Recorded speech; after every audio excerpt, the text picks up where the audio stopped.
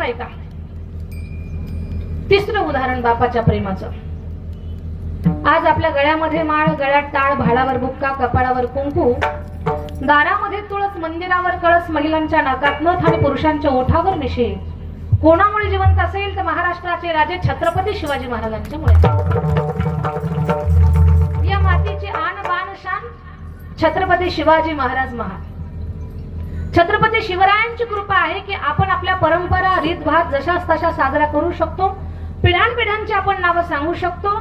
आपला वारसा, आपली परंपरा जशाच तशी गाव पातळीवरची, तालुका पातळीवरची, जिल्हा पातळीवरची जुन्या काही गोष्टी, रीतिरिवाज आणि या मातीतला संप्रदाय आणि संस्कृतीचा सुगंध जशाच तसा ज्यांच्यामुळे टिकून आहे त्यांचं नाव छत्रपती शिवाजी महाराज.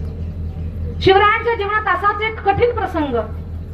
आग्र्याच्या औरंगजेबाच्या नजर कैदेतून महाराज सुटले, पसार झाले, महाराष्ट्रात आले, स्वराज्यात पोहोचले. महाराज स्वराज्यात आले पण त्यांचं काळीच पाठीमागे होतं. तुम्ही म्हणाल कसं? प्रत्येक बापाचं काळीच त्याचं लेकरू असतं. शंभू बाळ पाठीमागे आग्र्याला. औरंगजेब, छत्रपती शिवाजी महाराज आपल्या हातातून सुटले याचं दुःख त्याला नव्हतं जास्त, पण शिवरायांचा पुत्र शंभू बाळ अजून आपल्या राज्यात आहे याचा आनंद त्याला होता.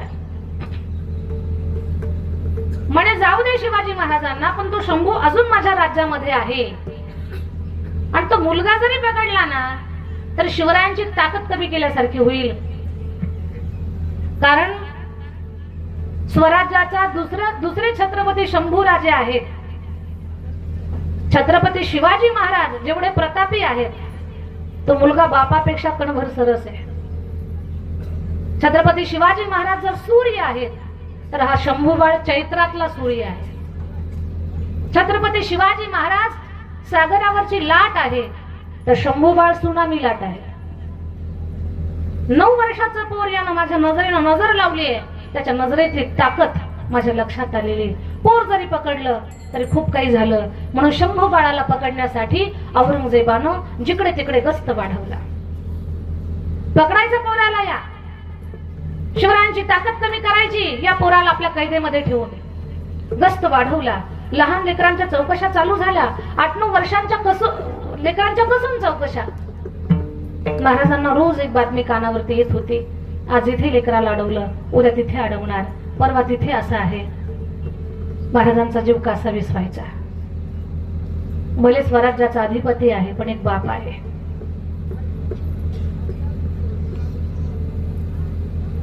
छत्रपती शिवाजी महाराज विचार करतायत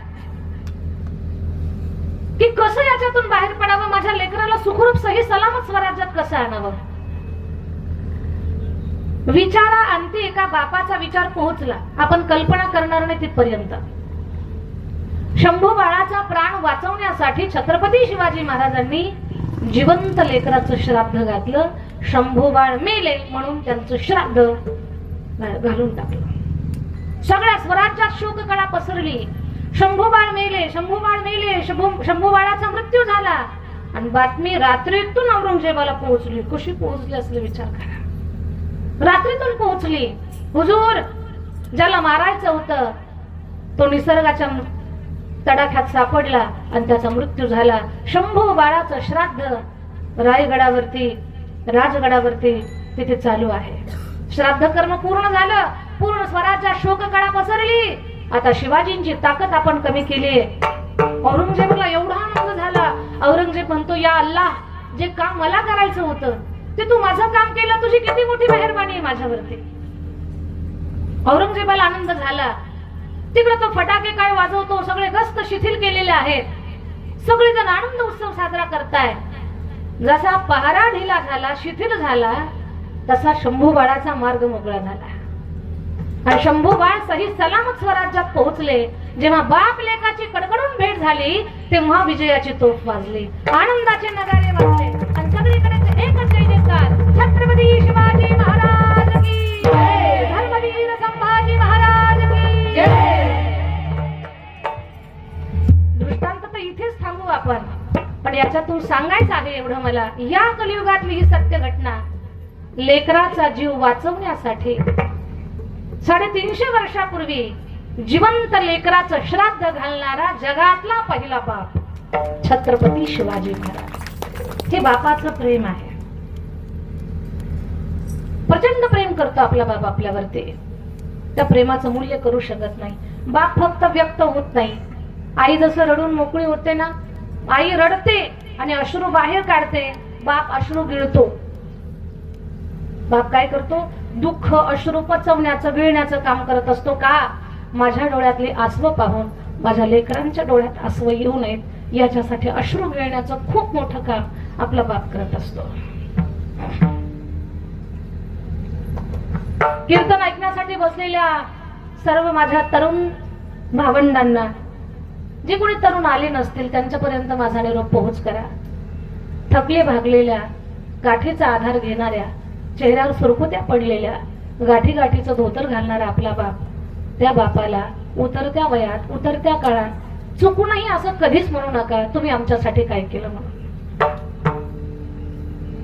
तुमच्यासाठी जेव्हा त्यांनी खूप काही केलं ना, तेव्हा तुम्हाला काहीच समज नव्हती, काहीच कळत नव्हतं. तुम्हाला खूप केले बरं आपल्या बापानं, आपल्यासाठी खूप केलंय. कधीच आपल्या बापाला म्हणू नका तुम्ही आमच्यासाठी काय केलंय, तुम्ही आम्हाला काय दिलंय. काय बंगला बांधून ठेवला, फिरायला गाडी दिली, लाखोची प्रॉपर्टी दिली, 100 एकर जमीन दिली. या प्रॉपर्टीसाठी, मालमत्तेसाठी, धनासाठी बापाला आरोपी नाही करायचं. कारण तुम्हाला किती धन मिळणार, तुम्हाला किती प्रॉपर्टी तुमच्या जीवनात असणार, हे बापानं दिलं म्हणून तुम्हाला मिळालं असं अजिबात नसतं. तो भाग आपण आपल्या प्रारब्धानं घेऊन आलेलो असतो. अन्न मान धन हे तो प्रारब्ध आधीनं, कुणी दिल्यानं मिळत नसतं, कुणी घेतल्यानं आपलं जात नसतं. तो आपल्या प्रारब्धाचा भाग असतो. म्हणून आमच्या बापानं आम्हाला जमीन नाही दिली, गाडी नाही दिली, प्रॉपर्टी नाही दिली, बंगला नाही दिला, हे आरोप बापावर कधी करू नका. कारण त्यानं जे दिलं आपल्याला ते जगाच्या बापाला सुद्धा नाही जमलं द्यायला. अशी एक गोष्ट आपल्या बापानं आपल्याला दिली. ती जी गोष्ट दिली ना, त्या गोष्टी पुढे प्रॉपर्टी शून्य आहे, गाडी शून्य आहे, पद प्रतिष्ठा शून्य आहे. एवढं मोठं गोष्ट, एवढं मोठं दान आपल्या बापानं आपल्याला दिलंय. काय दिलंय सगळ्यांना माहितीये, फक्त तिथपर्यंत मी तुम्हाला घेऊन जाते. बापानं गाडी दिली का नाही महत्वाची नाही, पैसा ठेवला का नाही महत्वाचा नाही, बंगला बांधून दिला का नाही अजिबात महत्वाचा नाही. पण आपल्या बापानं समाजामध्ये ताठ मानेनं जगण्यासाठी त्याचं नाव आपल्याला दिलं, हे सगळ्यात मोठं दान दिलं. दुसरं काहीच मागू नका. भरपूर संपत्ती आहे, धन आहे, फिरायला गाड्या आहेत, खूप खूप सगळं काही आहे, पण बापाचं नाव सांगता येत नाही.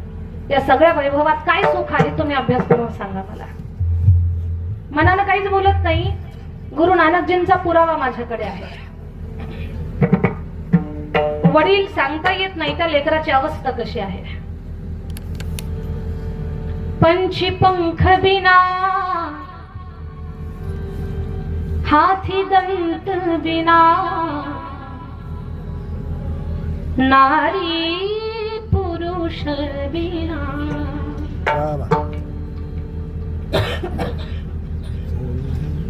वेशा पुत्र पिता बिन हीना, वैसे प्राणी भजन बिना. सुमिरन करे, सुमिरन करे, सुमिरन